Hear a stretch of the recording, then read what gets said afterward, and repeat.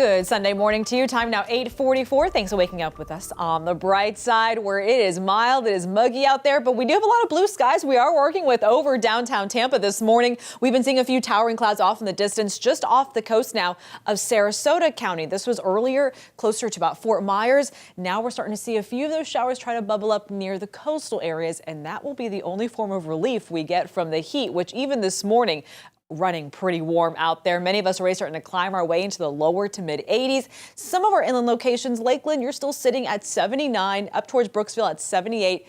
But give it another 30 minutes to an hour. We are all going to be heating up together. Let me bring you a little bit closer down to the surface from our Armature Works weather camera where those 80s will take over. We're going to climb our way into the lower to mid 90s by this afternoon.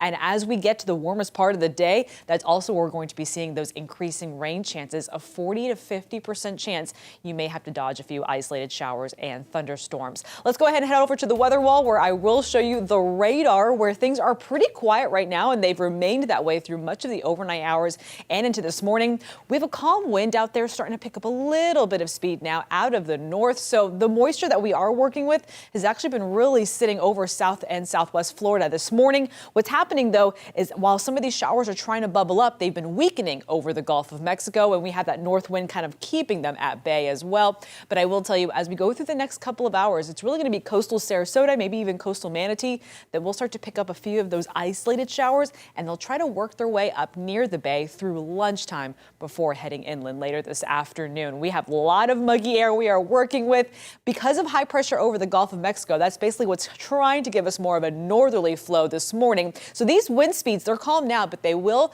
try to get to about 10, maybe near 15 miles per hour at times. It's not going to be a really good wind to help cool us down. If anything, it is bringing that warm water off the Gulf of Mexico overhead, and that's going to even just help interact with the heat of the day to give us those mid-90s by this afternoon, and our inland locations getting even warmer than that.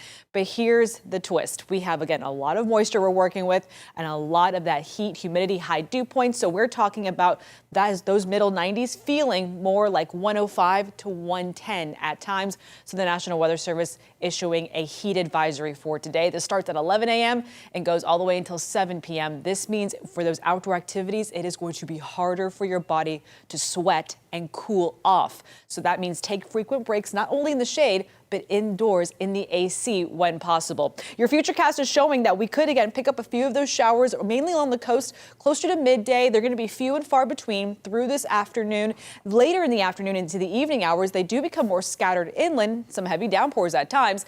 But around sunset, some of that energy will try to push back out towards the west coast. Not all of it will make it back out to the beaches, but it will try to bring that moisture back our direction. We also have a weak boundary setting up to the north, and that may push a few overnight showers, mainly along the Nature Coast while you're sleeping through early tomorrow morning. That could mean a few downpours even popping up near the bay through sunrise tomorrow morning. But I really think it's going to be in the afternoon. We get the heat of the day going and we bump up those rain chances again. We're going to actually rinse and repeat that west coast sea breeze over the next couple of days through early to the middle parts of next week, which means we have plenty of time to heat up into the mid 90s and also plenty of isolated downpours that will become more scattered in our inland locations.